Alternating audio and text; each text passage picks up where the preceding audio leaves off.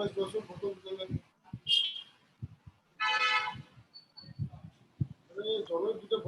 good idea. We can have conference with classes after that day. like this.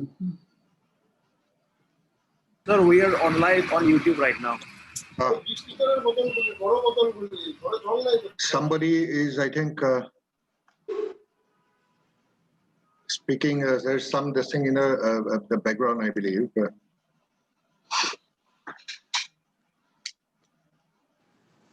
Anyway, I think there are already participants already on, and I think we can safely start this thing.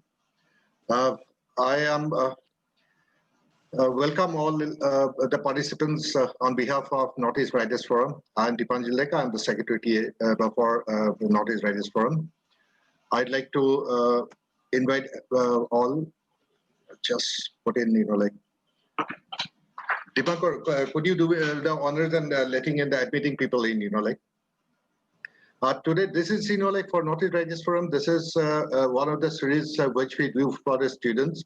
Earlier, we have already done for, like in the writing of prose, tips for writing of prose for both, senior and, junior students out there.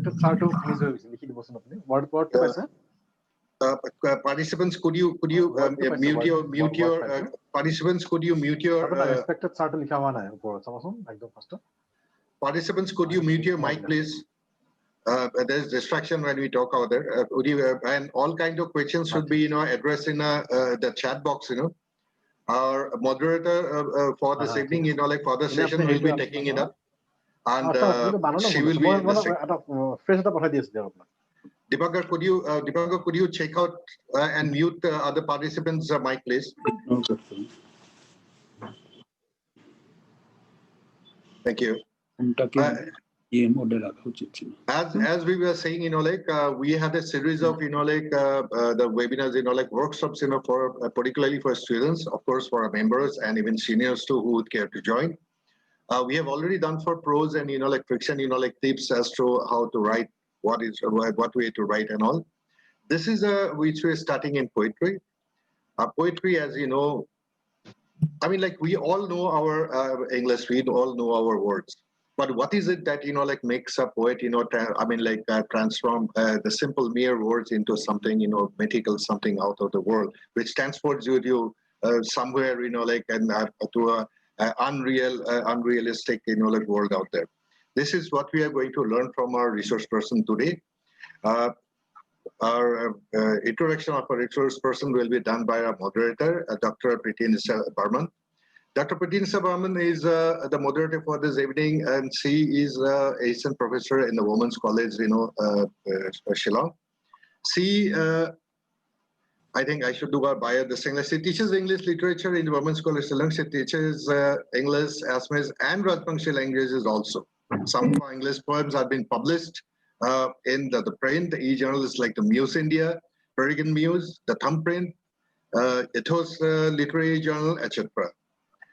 In fact, her critical essays have been published in various journals, both print and web, as well as collected volumes. She is also a classical Manipuri dancer. Welcome, Preeti Nisha. Before I just hand it over to you, for those who have come in late, like I just like to tell you about Northeast Writers Forum. Northeast Writers Forum, for those who do not know, has been established way back in 1996. We are a forum, which is made up of people, who loves to write, particularly in English. This is a forum, which we do everything, we to help write, publish, whether it is, poems, whether it is critical reviews, whether it is, fiction, whether it is short stories, novels. And we are very lucky, that we got all the eminent authors and writers in this region, including, the entire Northeast region, including Sikkim in our midst, out there. This was registered way back in 1997. It started off with, few friends who got together who had a love of writing. But today, those friends, I believe one of the most eminent and writers and poets, in this region, and of course, highly award-winning authors and poets also. And without much ado, we'd like to start it. Preeti, would you kindly do the honors, please? It's over. I'm handing it over to you. Thank you so much. Good evening. On behalf of Northeast Writers Forum, I welcome you all once again.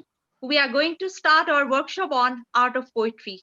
We have with us our esteemed resource person and peer from Northeast Writers Forum, Dr. Ananya Shankar Guha, eminent poet, critic, editor, translator, and academician. Dr. Ananya Shankar Guha had started his career as an educator teaching at St. Edmund's College, Shillong.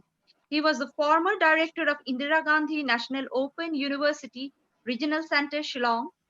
As a poet, he has been contributing to the gamut of poetry from the Northeast region, enriching the social chronicle through art. He has published volumes of poems in English, starting with What Else is Alive, published in the year 1985.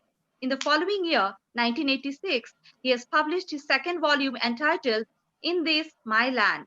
Poems, A Hill Station and Other Poems, and Dust Descents are his third, fourth, and fifth volumes of poetry. Rhyme and Reason, published by Poetbridge in 2014, is a book of rhymes for children. Sar Guha's Hills of Slow Time, published in 2018, is one of the most critically acclaimed poetry collections from Northeast India. The volume basically focuses on the contemporary realities of his place, Shillong. In the same year, Now, Then and Again is published. I'm Not a Silent Poet, published in 2019, is reviewed this year in Café de Sensors. Besides these, the poems of Sar Guha are included in a number of anthologies. He is an editor of the Thumbprint magazine as well as an international poetry journal, the Peregrine Muse. His critical writings include articles on distance education and vocational education, as well as on creative writing. He has presented papers in international seminars and conferences in Hong Kong, Malaysia, Bahrain, New Delhi, and London. He also writes newspaper articles and book reviews. Sar Guha has also written a series of textbooks for children from class 5 to 10 entitled Creativity is Fun. Ananya Shankar Guha is one of the most prominent protagonists of Northeast poetry in English. In fact, Northeast as a literary landscape has emerged with the active interventions of the poets like Sar Guha. He, along with some other Shillong poets in the 90s, had started a literary movement that eventually could establish Northeast literature in English as a distinctive literary discipline. Dr. Ananya Shankar Guha is the person who has not only established himself as a creative writer, but also has opened opportunities for a host of young writers. In this regard, I wish Sar Guha a happy Teachers' Day. A happy Teachers' Day also to all the teachers present here. The present workshop on art of poetry would focus on the art involved with the poetic composition. The art of composing poems is an inherent capacity which can be seasoned through commitment and dedication. There are also technicalities and craftsmanship involved. In the present workshop, Sar Guha is going to guide us in the creative sphere as to how to recollect our thoughts and sensibilities and express those in words. The words of poetry are the icons of imagery and symbols.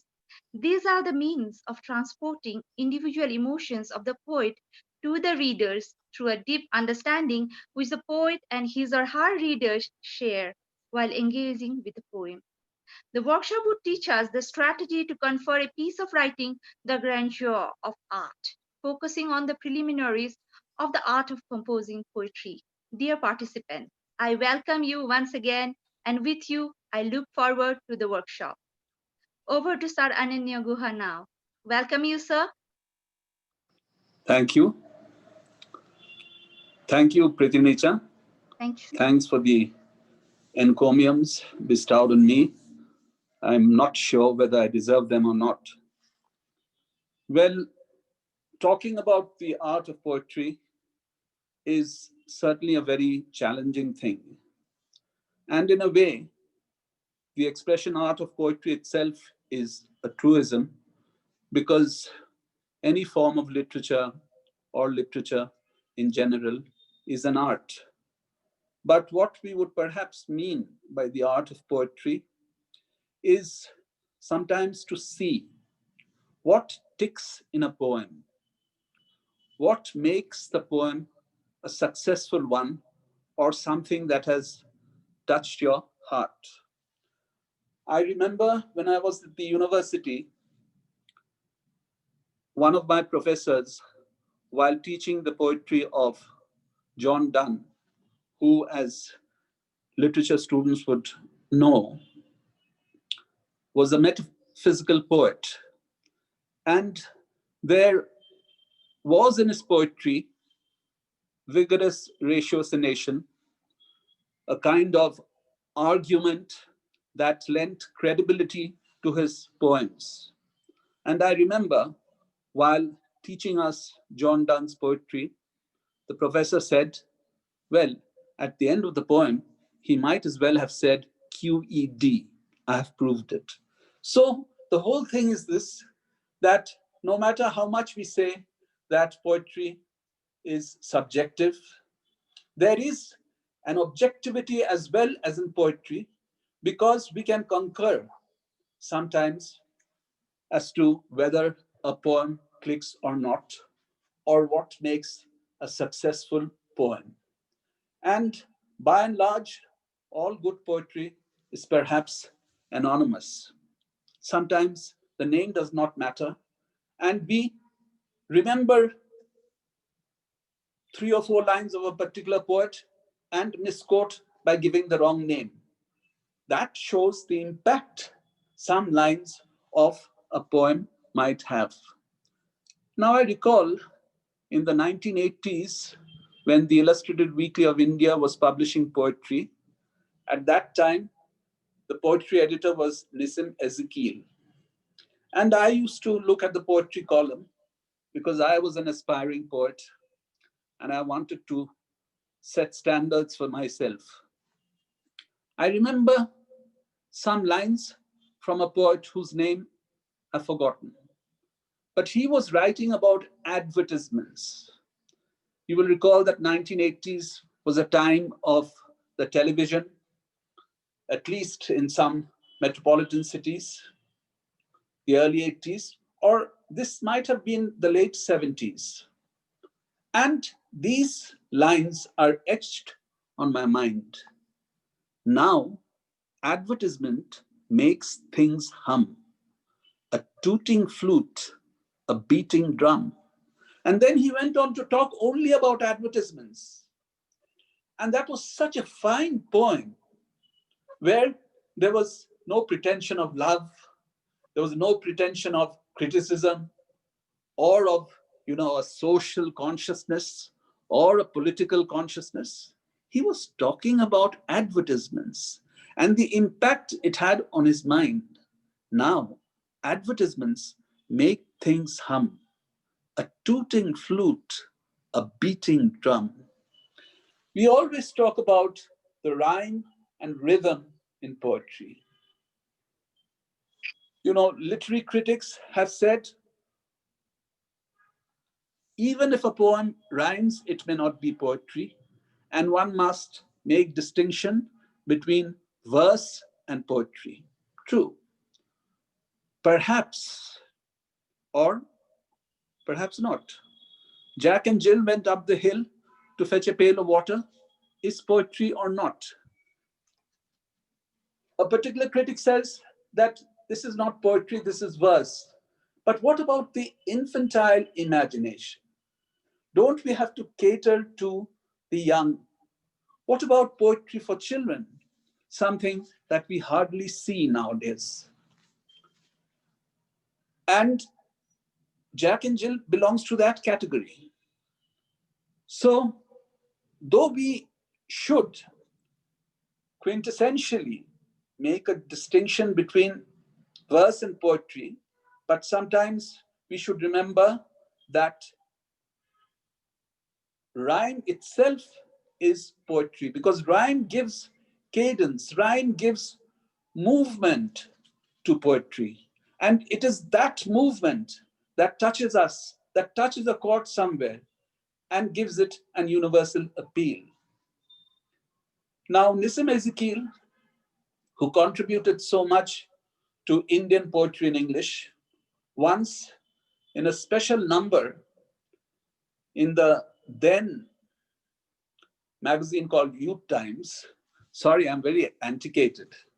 I'm talking about 30 years back, but that was my time, you see. And there was a special number on love poetry. And Nism Ezekiel had a poem. It started like this. The name of the game has always been Prem. Prem means love, rhymes with skies above. Vimla in summer, I first met in Shimla. Kumkum at the airport called Dum Dum. And he goes on. See, it is an apparently very simple poem, but look at the first two lines. The name of the game has always been Prem. Prem means love, rhymes with skies above. From the second to the third line, there is a catapulting of some kind of a vision. Rhymes with skies above. So love rhymes with skies above. Love is a prophylactic. Love is that powerful.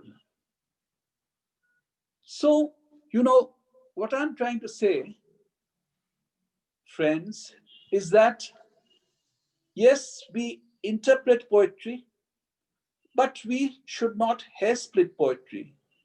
We respond to poetry intuitively. We like it or we dislike it. And when we like it because it fulfills a passion. It fills our eyes, ears, and heart. I deliberately chose Nissim Ezekiel because Nissim Ezekiel has been considered to be one of the founding fathers of modern Indian English poetry. Yet, poets basically make the subject matter universal. On books on poetry or on books which discuss poetry for students, they will say that the subject matter of poetry is something, the theme is something else. And when we study literature, we dissect, we anatomize. But what we should do with poetry is that we should love it and we should respond to it intuitively. And we should also be a critic in our own ways. Do certain words strike out in a poem which sort of jar you? Then maybe it spoils the poem. Or what is the takeaway of the poem? How is it successful? Yevtushenko says, no man is uninteresting. And if a man lives in obscurity, making his friends in that obscurity, then obscurity is not uninteresting. No man is uninteresting. And if a man lives in obscurity, making his friends in that obscurity, then obscurity is not uninteresting. If you ask me, what are the meanings of these lines, or what is the meaning of these lines, I will say, I don't know. But I can tell you that I have been sort of enamored with the word obscurity. A simple word has done wonders in my mind. And when I see the usage in this context, I think of an ordinary human being. And I think of what obscurity actually is. I think of simple people. I think of people who are not well known. I think of unknown episodes and events in life, which we might call obscurity. So we gather things in a poem rather than explicate, paraphrase. And often as a teacher, I was asked that, tantalizing question, sir, what does this poem mean? Or sir, what does this line mean? And I used to tell them, I don't know, because the sum total of the lines of a poem do not constitute the poem. You must somehow transcend those lines and look beyond. I would tell them that. So what I'm trying to say, ladies and gentlemen, is that while we talk about poetry, we no doubt talk about subjective appeal. A poem that I like, you may not like. Even with very close mates, soulmates, who are my contemporaries and who write poetry, as I also attempt to do, we have differed. A friend might have liked a particular poem or a poet, and I might not have liked. The thing is that we cannot presuppose in poetry. As one article in the British Council Journal once said, again, it was way back in the 80s or 90s, poetry can be written on anything from love to toothpastes. So that shows, the wide range, the gamut that poetry encompasses. And as future writers or as aspiring writers, what we must do is to draw on our experiences and write. As Neruda said, tonight I must write the saddest lines. If someone asks me, what does he mean? I will say, I do not know. But I know that he's saying that he must write the saddest lines. And what are the saddest lines? The saddest lines is referential. It is something that means something to the poet. Neruda again says, it happens that I'm tired of being a man. It happens that I go into the tailor shops or the movies, all shriveled up, impenetrable like a felled swan, navigating on a water of origin and ash. If I were to interpret this, I would say in a classroom, I would say that this is an existential problem. But when I read those lines again and again, apart from for their sonority, what strikes me is a kind of pathos. It happens that I'm tired of being a man. It happens that I go into the tailor shops and the movies, all shriveled up, impenetrable, like a felt swan, navigating on a water of origin and ash. It might even sound abstruse. From the first simple line of talking about tiredness, he talks about something else. This is the leap that poetry does. Good poetry, great poetry leaps from one world to another, catapults us into a vision, which is uniquely ours. It just takes off and lands us into some other world, some other space. And we find that we may not be on terra firma. There is something ethereal always in the quality of good poetry. I have quoted poets to cite certain examples and to show perhaps how good or great poetry works.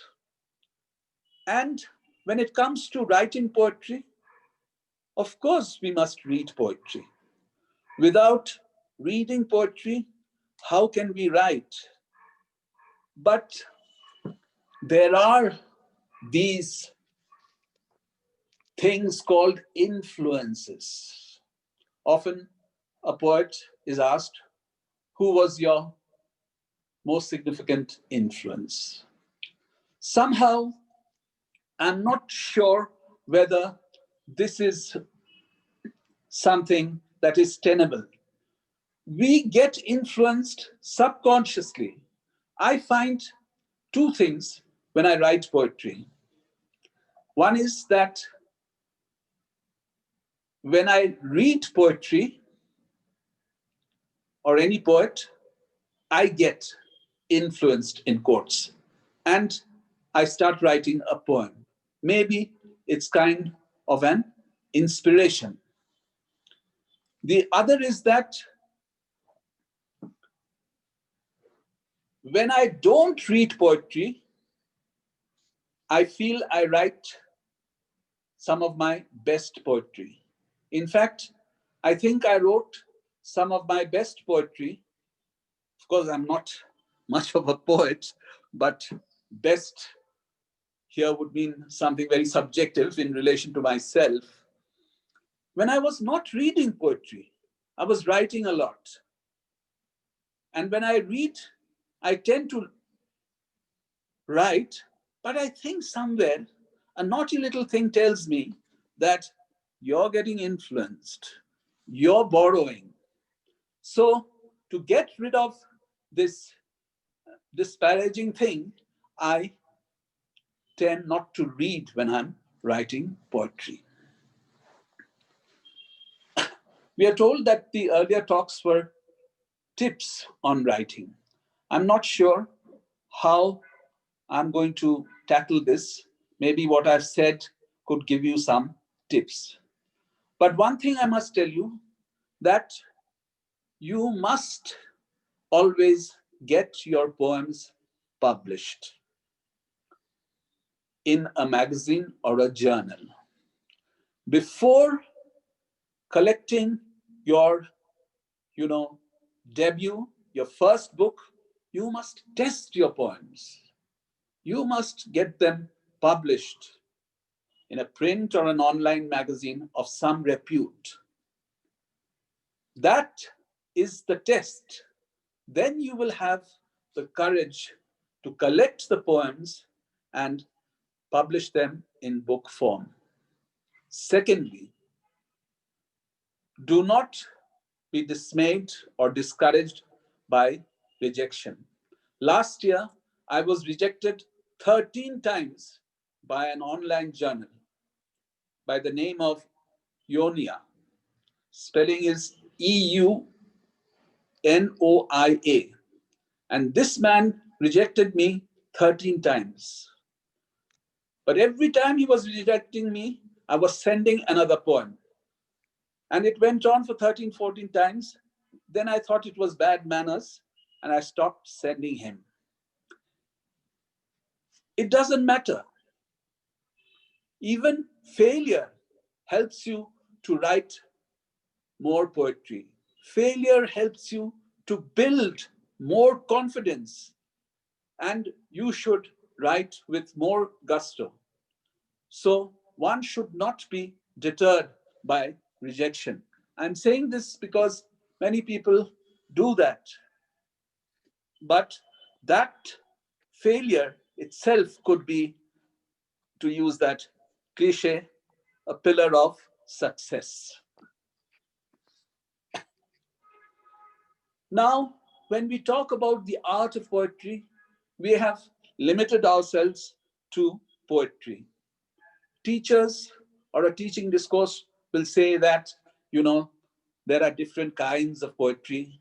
There is the lyric poetry, there is the epic, there is the satiric, and so on. That is the problem with classroom teaching and learning. We dissect too much. Well, one poem can have all these subgenres or some of them. So do not think consciously whether you're writing satiric poetry or you're writing lyric poetry. Poetry, in essence, I think, should be lyrical. I don't know.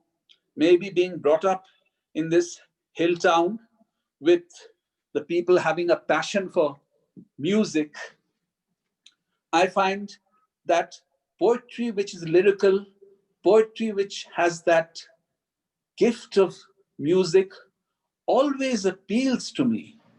And that is why I look out for lyricism in poetry. If I were the poetry editor of any journal, I would firstly look out for lyrical poetry, poetry that is cadenced, poetry that is rhythmical, even if there is no rhyme. And talking of rhyme, you should go to Dom Morris. Dom Morris once said that after writing a poem, he's finished. I don't remember the exact words, but he said that writing a poem brought out so much emotional and intellectual strain in him that he felt pooped out after writing a poem. You should read Dom Morris's collected poems, which Penguin published in the mid or late 80s. All the poems there, unfortunately, I don't have the text with me, all the poems there were rhymed. Now to write 30, 40 poems in regular rhyme is something that is very, very difficult. That is why I would put, at least in the Indian scene, a person like, yes,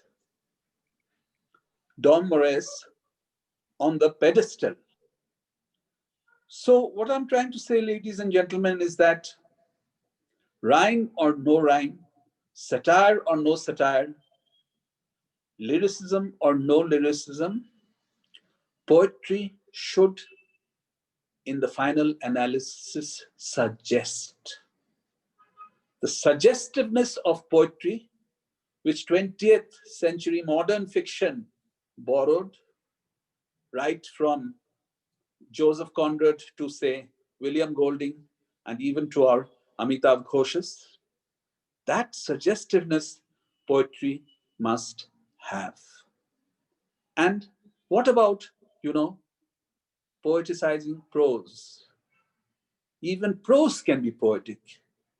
If you look at Jawaharlal Nehru's The Discovery of India, you read the chapters on Mahatma Gandhi and Swami Vivekananda, they pulsate with poetry. Look, for example, at his narration on Gandhi. And then Gandhi came. Just the simple sentence means so lot. It really hits you. And then Gandhi came. Like a poem, it suggests so much.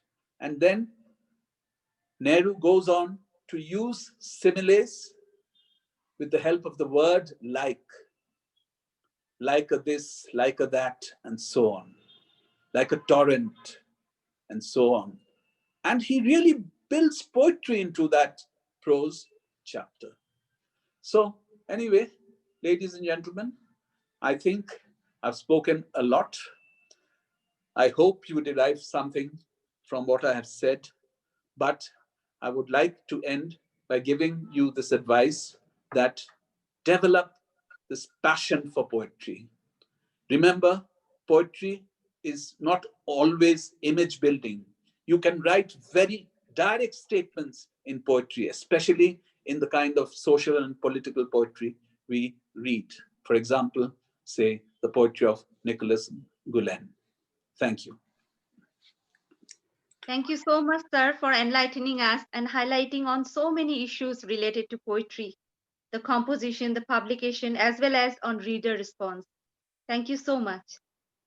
Sir, now can I interrupt a bit and then we can interact on certain issues like the language of poetry? I would like you to speak a bit on the language of poetry.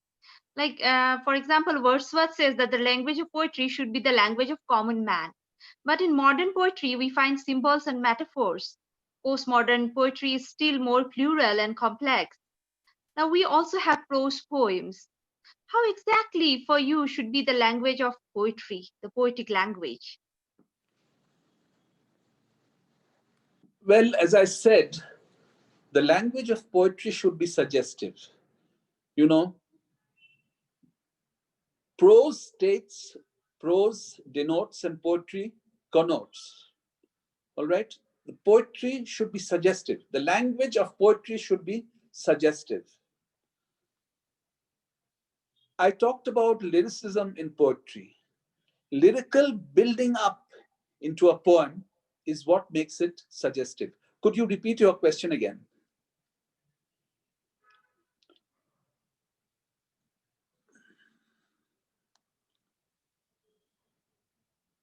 So just I just asked about the language of poetry. And then, sir, will you please highlight on the use of metaphoric language in poetry? What is exactly this metaphoric language, apart from being connotative?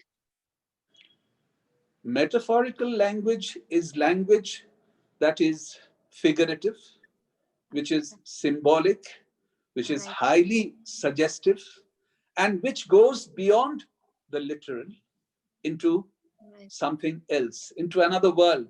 I gave you some examples early on. Yes, sir. Thank you so much, sir. Sir, we would also like to know about the influences on you. In your lecture itself, you have mentioned that some poets influence the other poets. Now, who are the poets that have basically influenced you? Did you adopt your art form from them, or you have your own style? Well, at the beginning, I think I did adopt, and the influence was Nissim Ezekiel, Okay, sir. because his very Indian poems in Indian English Yeah. and his poems on the common man somehow appealed to me when I Yes. was a college student. I could identify myself with those Yes, sir. situations. Then, of course, Jayanta Mahapatra also Right, sir. was an Yeah. influence, because the immediate surroundings, Yes.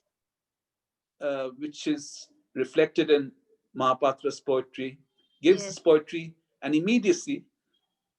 I was, I suppose, influenced by him as well. Okay, sir. Well, they were the two major influences. Okay, sir. Thank you, sir.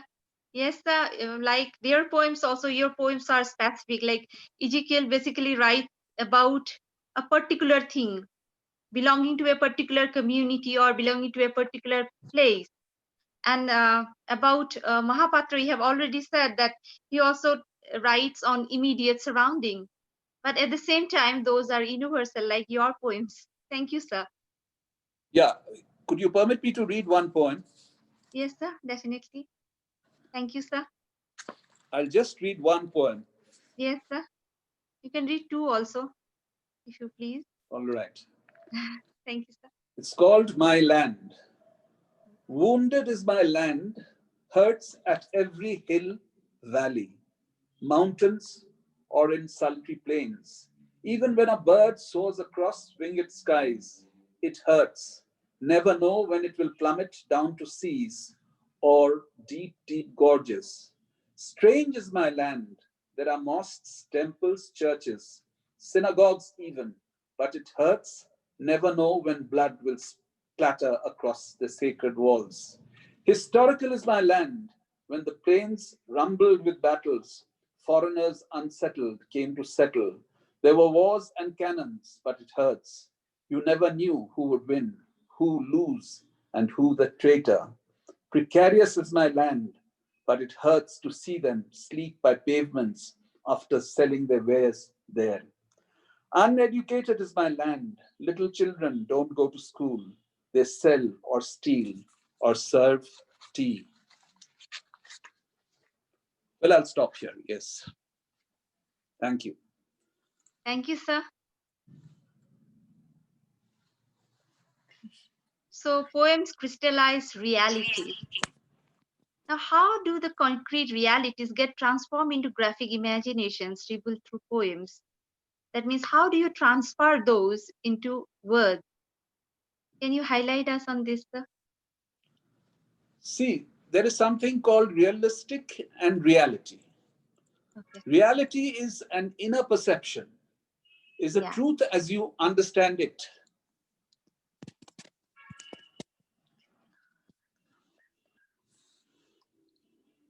Sorry, there was a phone call coming.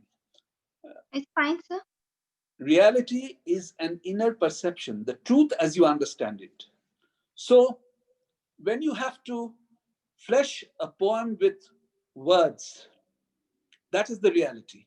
That is the challenge. How do you, transfer some experience outward or inward into the poem? That is where language comes in.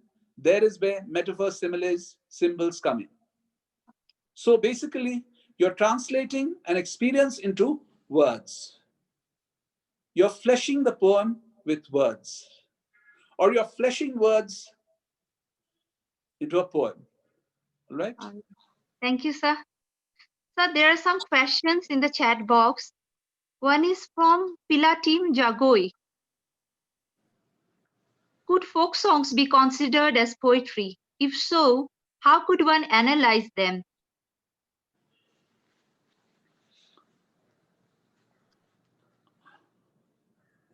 Folk songs could be considered as poetry, just as Bob Dylan's poems are considered as poetry. There are purists who would not like to combine the two, but you would recall what I said earlier. I had said that a poem must be song-like. Yeah. So folk songs could have poetry in them, and you could think of converting them into poetry. Why not? Thank you, sir. And thank you, Pilatum Jagoi, for asking this question. Now, Dhritismita Sharma asks, sir, I want to ask you that if you had to do something different as a teenager to become a better poet as an adult, what would you do? And what are your suggestions for the aspiring poets on mastering the art of expressing in poetry? Should I repeat, sir? Yeah, repeat, please. Okay, sir. Repeat it. You had to do something. If you have to do something different as a teenager to become a better poet as an adult, what would you do?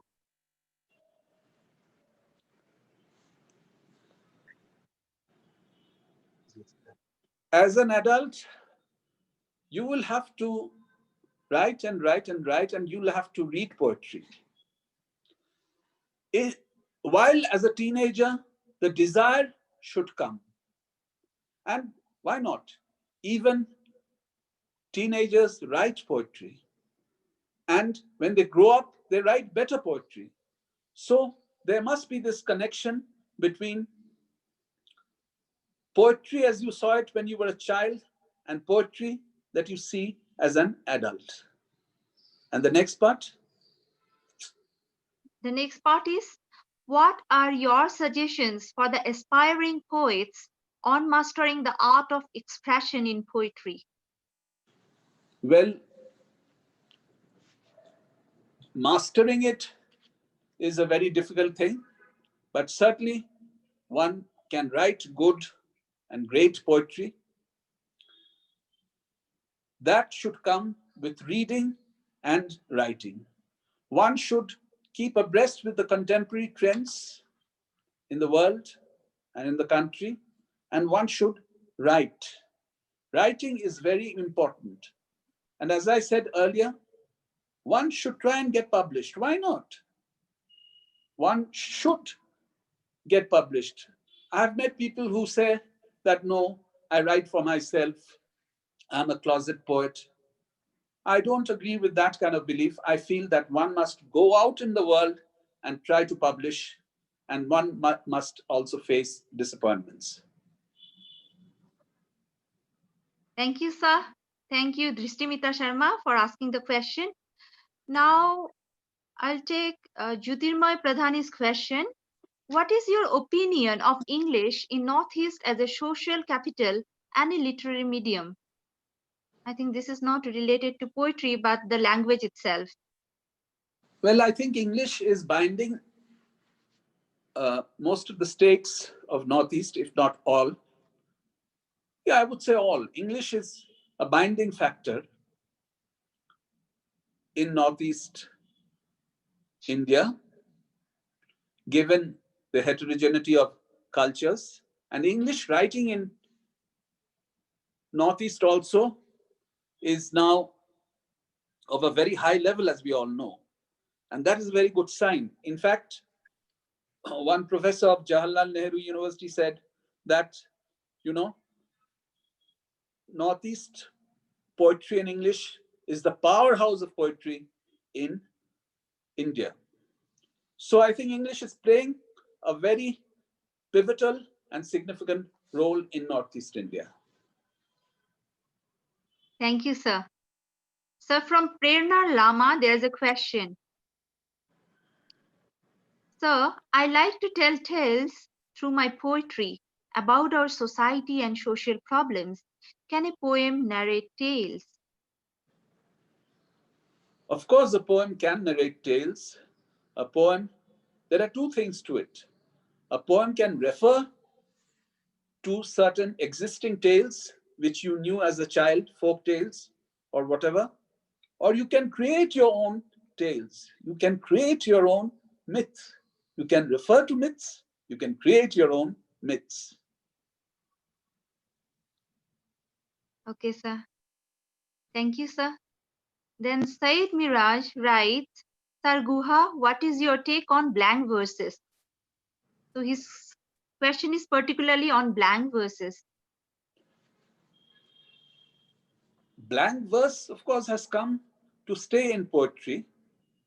And most of the poetry written today is in blank verse. But there must be a compelling rhythm in a good poem. Even if it is blank verse, there must be some rhythm in a poem that should make it lyrical in its own way. That is what appeals to me most. Thank you, sir. There is another question from Rahel Cheru. It's also about rhymes. The question is, how come modern poets don't write in rhymes? All they write is just a paragraph. I don't think we can call it a paragraph. No, what she means is a prose poem, maybe. Yeah, Well, maybe. a prose poem is very popular these days. And then she says, what does she say? How come modern poets don't write in rhymes? All they write is just a paragraph. No, now there is a tendency, if you look at contemporary American and even British poetry, there is a tendency now, at least on the web I've seen, people are taking to rhyme. There is a tendency. Yes. It's sort of going back to the past. Yes, very much. So I suggest that this writer, this person, should browse the internet and read more of contemporary English poetry all over the world. Okay, sir. Thank you, sir. Sir, Nisha Dahiya has a similar question, that there is a concept of prosaic poetry also. Poets like Kamala Das have written prosaic poems which are very popular. What is your take on prosaic poetry? No, don't use the word prosaic. Prosaic would be derogatory. Prose, yes. Prose poetry, yes. Yes. Prose poetry is something that is very popular and must be written, because within the prose, there should be that resonance of poetry. And if within the apparently prose write-up, there is poetry, that gives to poetry a more power, makes poetry more powerful. Thank you so much, sir, for answering all the questions. Now, Dr. Pranami Bhattacharya has just put a comment that ballads, dramatic monologues do tell tales. Thank you, Dr. Pranami, for putting your comments. I think these are all that I have got from chat boxes.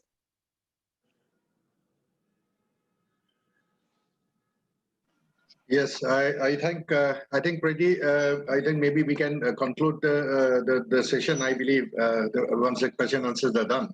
Yes, I think it's done.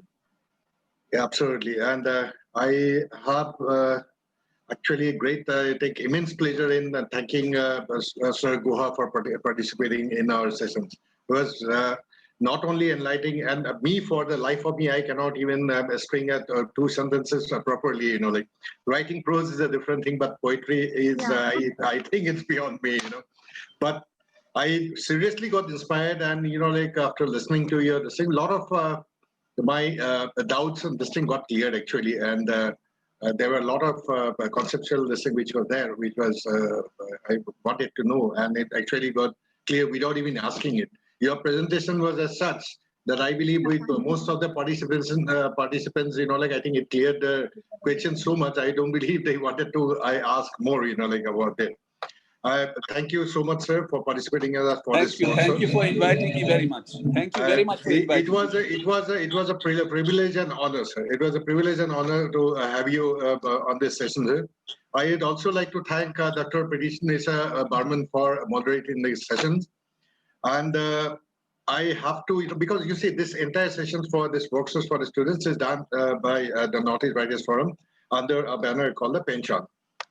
I'd like to thank our Penchant team, our Rasmi Najari, to Dr. Pranami Bhattacharya, to Vasavi, to Resma and Dipankar, who's always our IT person, always, in the behind this thing and our backdrop always. Thank you so much. Thank you, participants, for coming in. I see a lot of our members also out there. Thank you for joining us. I believe we can conclude this session today. Is there any chat box? I see. Is there any questions coming up? Yeah, a few, I think. I think Mr. Pradhani says, request that, as a parting this thing, to read one of your poems. If you wouldn't mind, sir, can we request you to at least one of your favorite poems, sir? I should read a poem. All right. Yes, sir. Thank you. This is short. It's called Stop the Bad Word. Stop the bad word. Enough in drains, hovels, spit and guns. Blood running in its veins. Stop the bad word. Shoot it. Take brains out. Let it foam in anger. But stop it till all the filth in roads, railway tracks, deep slums take over. Let the child with matted hair mouth it, not that man sitting glitzy, sitting in high chair of operations. Let money be soiled, houses burnt. Stop the bad word, foul-mouthed, demagogue of peace, sloven of hope. Twist it till it is named. Stop the bad word. Thank you, sir. I believe, sir, during this pandemic, where the pandemic and COVID time, sir, I believe you must have written something during this last 5-6 months. Could you read out anyone if you have done it, particularly during this trying times, rather? I have written, but unfortunately, I don't have them here. I have sent them to journals and things like that. They must be in my mailbox. So maybe we'll have another occasion when I could. Definitely, sir. Definitely, sir. It will be absolutely a pleasure and honor to have you again, sir, because we have been planning a lot of other workshops also. Right. In the future, we are thinking of even having a workshop on drama. Then, we will go on to, folklore. So, thank you so much. And thank you, everybody, for participation. I think we can conclude this session now there. Thank you. Thank you. Thank you so much. Thank you.